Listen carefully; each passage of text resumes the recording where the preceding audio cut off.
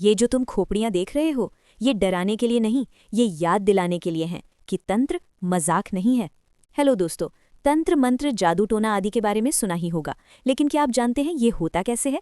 नहीं जानते तो चलो जानते हैं तंत्र मंत्र जादू टोना के बारे में।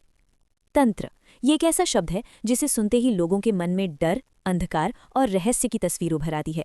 फिल्मों और कहानियों ने तंत्र को हमेशा काले जादू, शमशान, खोपड़ियों और बलि से जोड़कर दिखाया है।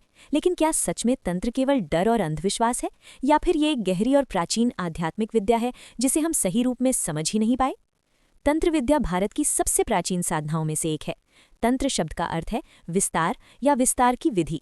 इसका उद्देश्य मनुष्य की चेतना का विस्तार करना और शरीर, मन और ऊर्जा के बीच संतुलन स्थापित करना है। तंत्र में मंत्र, ध्यान, योग और साधना के माध्यम से आत्मज्ञान प्राप्त करने की कोशिश की जाती है।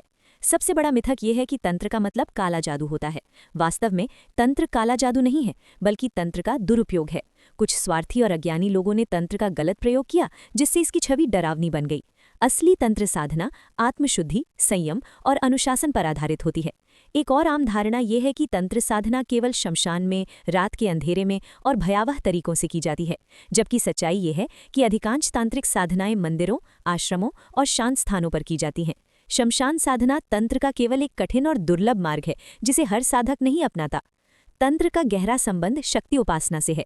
माँ काली, भैरव और देवी के विभिन्न स्वरूप तंत्र में विशेष महत्व रखते हैं।